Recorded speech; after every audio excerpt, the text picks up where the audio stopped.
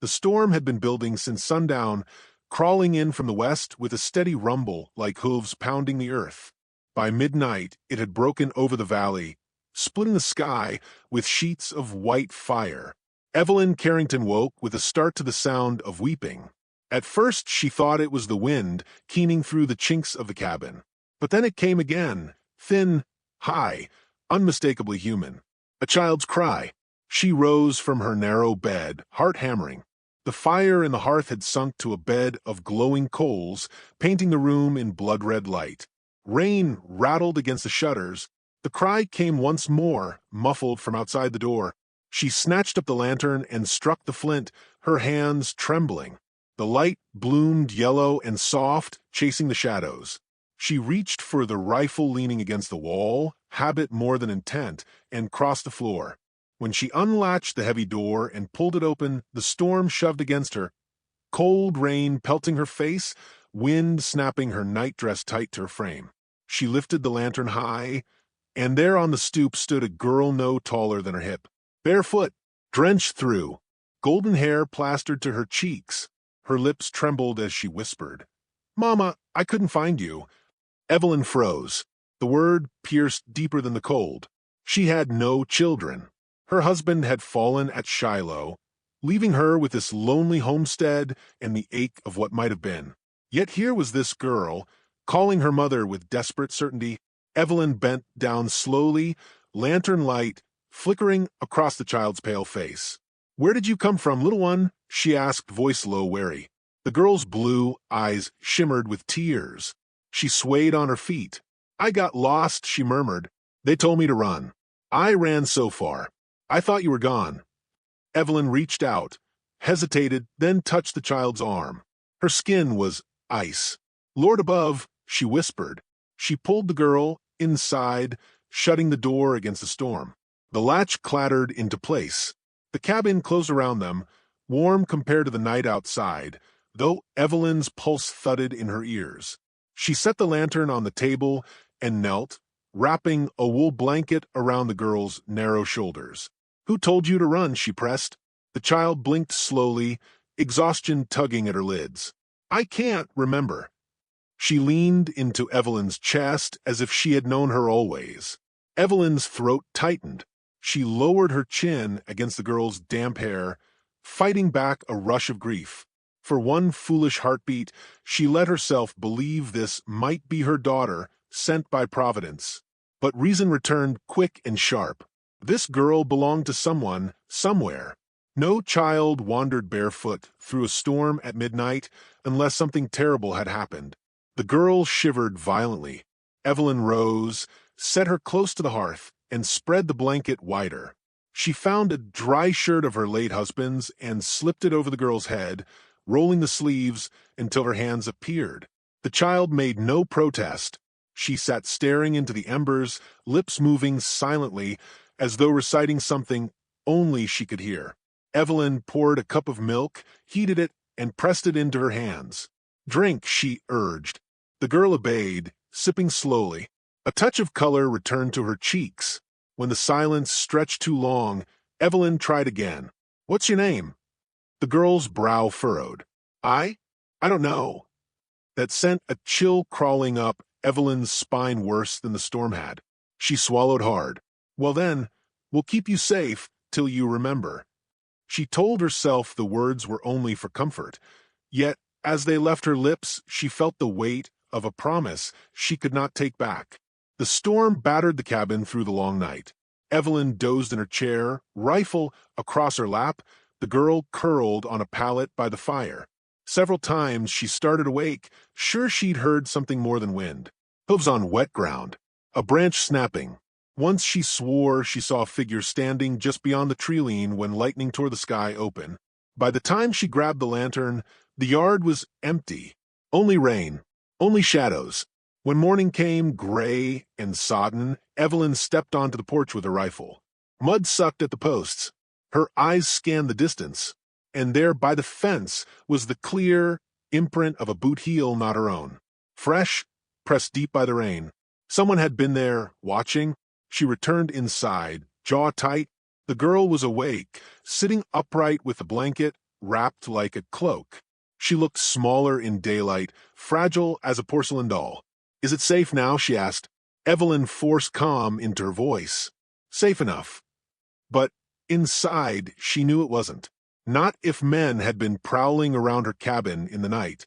She made cornbread and beans, feeding the girl before herself.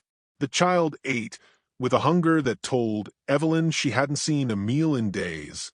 Each bite seemed to steady her, though she never stopped glancing toward the door, as if expecting someone to burst through. "Tell me," Evelyn said gently, "what happened before you found me?" The girl chewed, swallowed, then pressed her lips tight. For a long while she said nothing. Evelyn thought she'd refuse again. But at last, in a voice barely louder than the rain dripping from the eaves, she whispered, "There was fire. Screaming. Men with guns. I ran. I ran till my feet bled."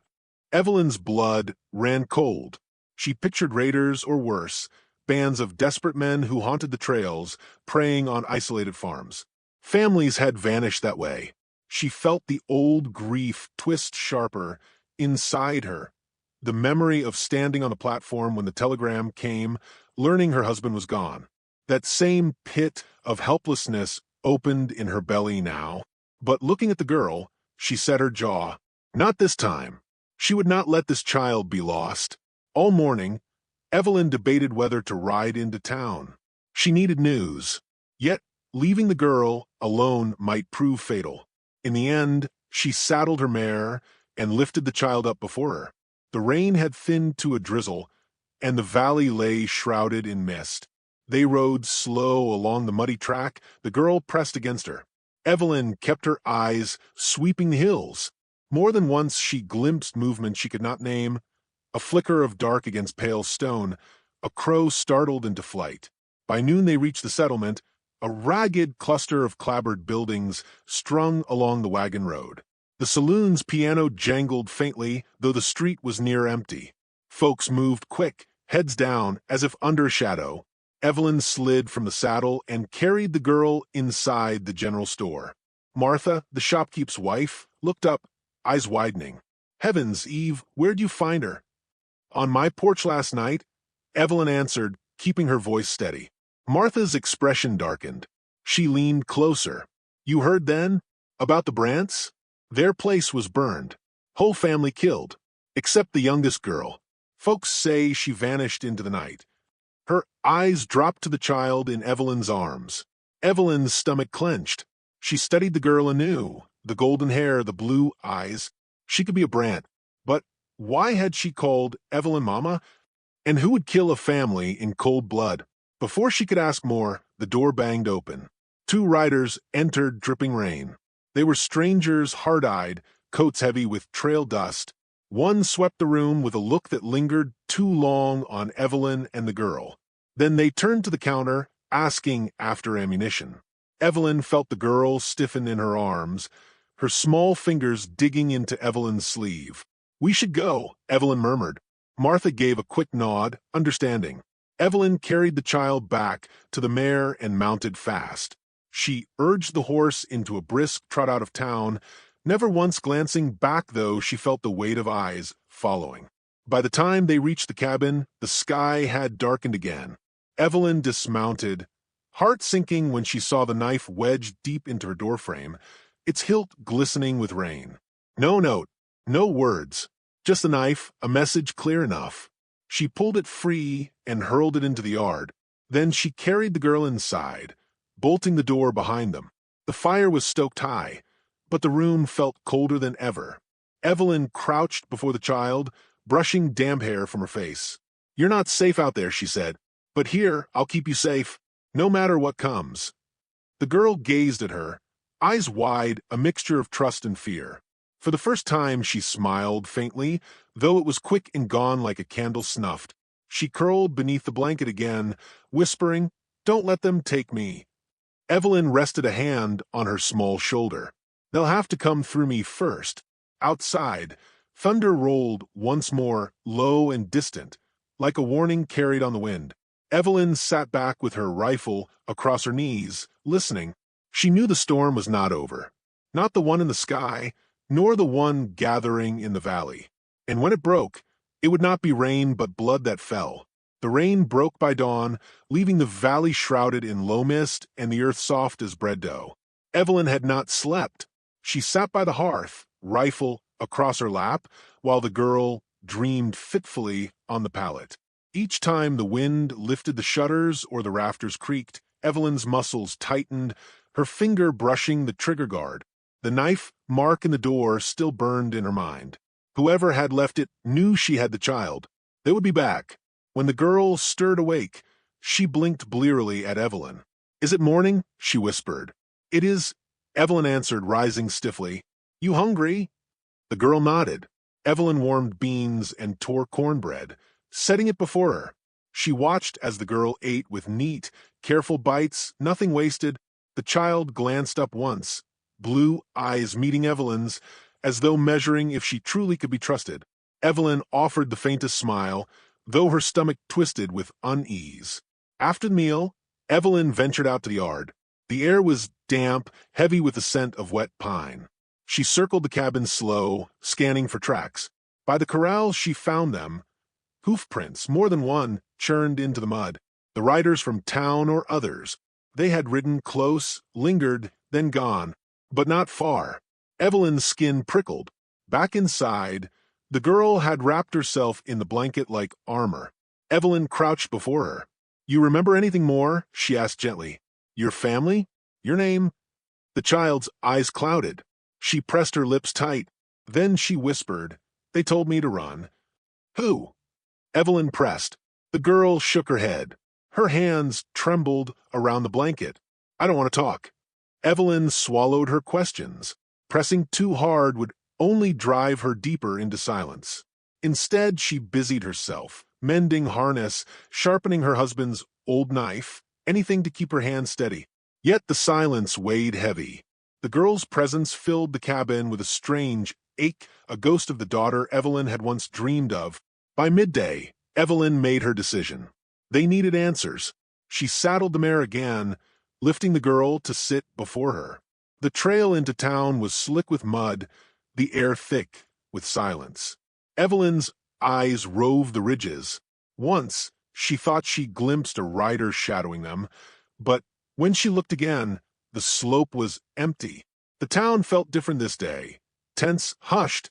Men gathered in knots along the street, speaking low, glancing often toward the hills. Smoke from the blacksmith's forge drifted across the muddy road, mingling with the acrid tang of fear. Evelyn tied the mare outside the sheriff's office. Sheriff Wilkes was an old campaigner, broad-shouldered, with a limp from a bullet taken years back. He looked up from his desk as she entered, eyes narrowing at the sight of the child. "Well, I'll be damned," he muttered. He rose, studying the girl close. "That's Clairbrant. Ain't a doubt in my mind." The name rang heavy. Evelyn remembered the Brants, a family who farmed the river bend. Quiet folk, kept to themselves. Rumors had flown for days, now about their place being torched, the family slaughtered. But to see the girl here, flesh and blood, made it real. The sheriff scratched his beard. "Eve, where'd you find her?" "On my porch, night of the storm," Evelyn answered. "She called me Mama. She don't remember much else." Wilkes' jaw worked. He bent, softening his voice for the girl. "Clara, do you know me? I'm Sheriff Wilkes." The girl shrank back against Evelyn, shaking her head. "She ain't ready," Evelyn said firmly. Wilkes straightened. "Then hear me plain. Whoever took out her kin'll want her silenced. If they know she lived, they'll come sniffin'. And I'll tell you, Eve, I see men in town this morning don't belong. Drifters, hard eyes, could be them." Evelyn's gut clenched. "What are you going to do?" "I'll set men to watch," Wilkes said. "But truth is, we're spread thin. If they want her bad enough, I can't promise we'll hold them." He fixed Evelyn with a hard look. "Best you keep that rifle close." She nodded once, tight. Then she carried the girl back to the mare. As they mounted, she caught sight of the two strangers from the store the day before. They leaned against the saloon rail, watching her with lazy eyes that held no laziness at all. One lifted a hand to the brim of his hat in a mock salute. Evelyn's blood chilled. She dug her heels, urging the mare into a quick trot out of town. The ride home was quiet but for the wind in the grass. The girl clutched Evelyn's waist, face pressed into her back. Evelyn tried to speak comfort, but the words stuck. She was not sure she could promise what she wanted to, that she could keep the child safe. When they reached the cabin, her dread deepened. The door stood ajar, swinging on its hinges. Evelyn's pulse spiked. She slid from the saddle, rifle ready. With a gesture, she motioned the girl to stay back. She crept forward, pushed the door wide with the rifle barrel. Inside, the room was empty, but it had been searched. Drawers overturned, the pallet tossed, crockery shattered on the floor. The air smelled of sweat and stale tobacco. Evelyn's heart hammered. They had come looking, and they would return. She gathered the girl close, speaking steady though her insides shook. "We'll be all right," she said. "We'll set things right." That night, Evelyn barred the door with a heavy beam and set the rifle by her side. The girl curled against her, breathing shallow, eyes wide open in the firelight. Hours crawled by. Every gust of wind against the shutters set Evelyn's nerves on edge. At last, near midnight, she woke with a start. The pallet was empty. The blanket lay discarded on the floor. Panic surged. She seized the lantern, heart slamming, and saw the door was unlatched, swinging in the night breeze. She snatched the rifle and ran into the yard, rain spitting from the dark clouds above. Mud sucked at her boots as she followed the small prints leading away, quick and frantic, toward the line of pines. "Clara!" she shouted, voice cracking. No answer. Only the sigh of wind through wet branches. She plunged into the woods, lantern swaying, the light casting leaping shadows. The footprints darted between trees, then vanished in the underbrush. Evelyn cursed softly, scanning the ground, straining to hear. A twig snapped to her left. She whipped the rifle up, breath held. But it was only the girl, crouched by a fallen log, hugging her knees. Tears streaked her cheeks. "Child, what in God's name?" Evelyn began, but the girl cut her off, whispering fiercely, "They were calling me. In the dark. They said, 'Mama.' I thought it was you." Evelyn's blood ran cold. She pulled the girl into her arms, clutching her close. "That wasn't me. You hear? You don't ever follow a voice again unless you see my face." The girl nodded, trembling, but before Evelyn could lead her back, another sound rose in the distance, the faint ring of hooves on wet stone. Riders, closing fast. Evelyn's mind raced. They were being hunted, drawn out into the open. She doused the lantern, plunging them into blackness. "Quiet now," she whispered. She crouched low, rifle ready, the girl pressed against her side. Through the trees, she saw them, 3 riders moving slow, scanning the ground. Lantern light swung from one saddle horn, casting long, wicked shadows. One rider dismounted, crouching to study the tracks. "They went this way," he muttered. His voice was low, harsh, carrying too clear in the damp night.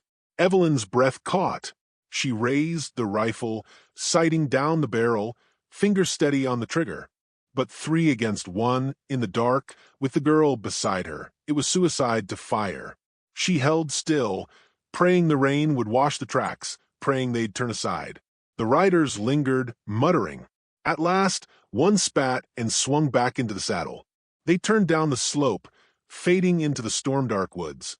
Evelyn waited until even the echo of hooves had gone before she let out a ragged breath. She gathered the girl, whispering fierce, "We must be ghosts now, quiet, hidden, or they'll have us both." They crept back to the cabin under cover of trees, every shadow a threat, every creak of branch a warning. Evelyn barred the door behind them, sank to her knees, clutching the girl close. For the first time, fear showed in her eyes, raw and unmasked. The girl touched her cheek, small hand, gentle. "Don't be scared, Mama," she whispered. Evelyn closed her eyes, swallowing hard. The words struck deep again, not as delusion this time, but as promise. She pressed her forehead to the child's hair. "I'll not be," she said, "not while you need me." Yet even as she spoke, she knew the night had only just begun, and the storm that loomed ahead would demand more than promises. It would demand blood and the will to spill it. The storm returned before dawn, sweeping in with a roar that rattled the shutters and hissed against the roof. Evelyn rose before the first light touched the ridges, setting water to boil while the girl still slept curled tight on the pallet. Her eyes were raw from the night's watch, but her hands were steady. She had made her choice already. She would not yield this child, no matter the cost.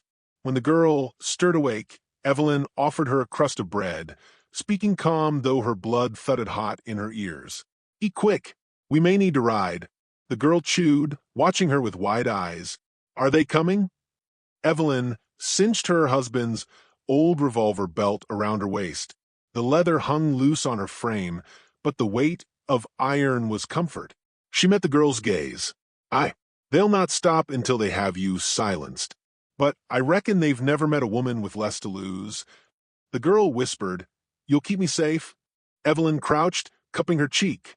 "I'll die before I don't." By mid-morning the rain slackened, leaving the forest dripping and still. Evelyn saddled the mare, lifting the girl onto the saddle horn, and they set out toward the ridge trail. She aimed for the high country where rocks and pines offered cover, where riders would find pursuit harder. Yet even as they climbed, she felt eyes on her. Hoofbeats broke the hush behind them, distant at first, then swelling. Evelyn's gut clenched. She kicked the mare hard. The horse surged, mud flying from her hooves. The girl clung to Evelyn's waist, face buried in her coat. Branches whipped past, scratching her arms. The hoofbeats drew closer. Evelyn risked a glance back. 3 riders, the same men she'd seen in town, dark shapes against the mist. One raised a rifle. The crack split the air. Bark exploded from a pine trunk inches from her head. Evelyn bent low, urging the mare faster. The trail pitched upward, slick with rain, the mare's hooves slipping, scrambling. The riders pressed close. At the ridge crest, Evelyn swung the mare off the trail, plunging into a stand of firs. The horse fought, stumbling, but she forced her through, branches tearing at her skirts. She slid from the saddle, pulling the girl down. "Quiet now," she hissed. Together they scrambled into the rocks, crouching behind a granite outcrop. The riders thundered past, not seeing. Their shouts carried down the slope. Evelyn held the girl tight until the sound faded. Only then did she let out the breath she'd been holding, but the reprieve was brief. A low growl rose from the shadows. Evelyn turned, blood freezing. Out from the trees padded 2 wolves, ribs sharp beneath matted fur, yellow eyes fixed on the girl. Evelyn shoved the child behind her, raising the rifle. The first wolf crept closer, lips curling back. Evelyn fired. The shot cracked, echoing off stone. The wolf yelped, spun, and bolted into the brush. The second snarled, lunging. Evelyn swung the rifle like a club, striking it across the muzzle. It snapped, teeth grazing her arm, before it too slunk off into the dark. The girl clung to her, sobbing. Evelyn kissed the top of her damp hair, whispering, "Hush now. We're still breathing." They pressed on through the rocks, moving higher. Each step was a battle. Mud slick beneath their boots, rain seeping into their bones.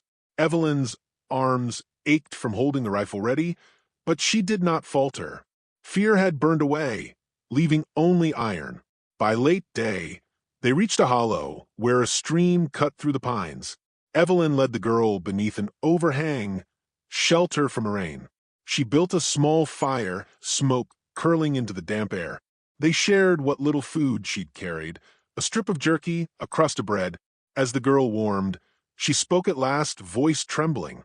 "They killed my mama." Her eyes glistened. "She told me to run. She said don't look back. I thought, maybe you could be her." Evelyn's throat closed. She pulled the girl into her lap, holding her as the child's tears soaked her shirt. Evelyn's own eyes burned, memories rising, the husband she'd buried, the children she'd never born. She whispered, fierce and low, "Then I'll be her if you'll have me. They'll not take you from me." The girl nodded against her chest, and something shifted deep in Evelyn's heart. For the first time since the telegram from Shiloh, she felt whole, not because her grief had lessened, but because she had someone to bear it for. Night fell heavy. They slept fitful, huddled by the dying fire. Twice Evelyn woke, sure she'd heard footsteps beyond the rain. Once she saw a lantern flicker far through the trees. The hunters were still out there, circling closer. By dawn the rain had ceased, but the air was sharp with the scent of smoke. Evelyn climbed a boulder to see beyond the trees. Down in the valley, dark columns of riders moved like ants. They were sweeping the country, searching, and she knew they would not stop until they found Clara. Evelyn climbed down, jaw set. "We can't run anymore," she told the girl. "If we keep fleeing, they'll wear us down. Best we make our stand where we choose it." The girl's small voice quavered. "What if there are too many?" "Then we make every shot count," Evelyn answered, "and trust the Lord to carry what we can't." They descended back toward the homestead, for Evelyn knew every stone and tree there. If she was to fight, she would fight on her ground. They reached the cabin by noon. Evelyn barred the door, stacked wood near the hearth, laid out powder and shot. She showed the girl how to crawl beneath the trapdoor into the root cellar. "You stay there till I call, no matter what you hear." Clara's lip trembled. "But I don't want to leave you." Evelyn pressed her hands to the girl's cheeks. "You want to help me? Then live. That's how you help me." The girl nodded, tears brimming, and climbed down. Evelyn lowered the trapdoor, covering it with a rug. Then she set herself by the window, rifle aimed across the yard. The hours stretched, silence taut as a wire. Then near dusk they came. 3 riders, the same men as before, emerging from the trees like wolves on the hunt. They reined up in the yard, eyes scanning the cabin. One dismounted, striding forward. He called out, voice oily. "Evening, ma'am. We're looking for a stray. Little blonde girl. Figure you might have seen her." Evelyn's finger tightened on the trigger. She held still, watching. The man stepped closer, hand on his pistol. "Be sensible now. Give her up and we'll leave you be. She don't belong to you." Evelyn rose into the window light, rifle steady. Her voice was iron. "She does now." The man sneered. "Then you'll die for her." He raised his hand. The yard erupted in gunfire. Evelyn fired first, the shot slamming into his shoulder, spinning him back. She ducked as bullets thudded into the cabin walls, splinters flying. She rolled to the other window, sighted and fired again. One rider toppled from his horse, clutching his chest. The remaining man dismounted, circling wide, firing as he moved. Evelyn dropped to the floor, reloading with shaking hands. Powder spilled, her breath ragged. She forced calm, measure poor ram prime. She rose, fired. The bullet shattered his lantern, flame leaping across the wet grass. He cursed, darting for cover. Evelyn slipped out the back, moving low along the wall, revolver drawn. The rain began again, hissing on the fire. She rounded the corner, and he was there, pistol aimed. For a heartbeat they stared at one another. Then he fired. The ball tore across her arm, hot pain searing. She gritted her teeth, raised the revolver, and shot. He jerked, staggered, and fell face first into the mud. Silence fell, broken only by the hiss of rain. Evelyn stood trembling, smoke curling from her pistol. Her arm burned, blood running hot down her sleeve. But she was still standing. She stumbled back inside, sliding the bolt. She dropped the revolver, pressing her hand to the wound. Then she lifted the rug, opened the trapdoor. The girl's eyes were wide in the dark. "Is it over?" Evelyn forced a smile through the pain. "Aye, it's over." She reached down, pulling the child up into her arms. The girl clung to her neck, sobbing into her shoulder. Evelyn kissed her hair, whispering, "You're safe now. You're home." They sat by the hearth as the storm passed, the cabin quiet but for the crackle of fire. Evelyn's body throbbed with pain, yet her heart beat steady with a strange new strength. For she was no longer alone. Later, when the girl slept curled against her, Evelyn gazed into the flames. Her voice, low and steady, carried as if to unseen listeners. "So what do we take from this tale? Maybe it's this. The frontier was a crucible. It burned away the weak, left only what could endure. I thought I'd lost everything when I buried my husband. But sometimes the Lord places another burden in your hands, not to break you, but to give you reason to stand again. That child needed saving. But truth is, she saved me too. Her eyes softened. She pressed her uninjured arm tighter around the girl. And come what may, we'll face it together. Outside, the storm drifted east. The valley lay quiet, washed clean, though shadows lingered still in the pines. Somewhere out there were more men, more threats. But inside the cabin, by the glow of fire, Evelyn Carrington and the child she now called daughter sat wrapped in a bond no storm could tear away.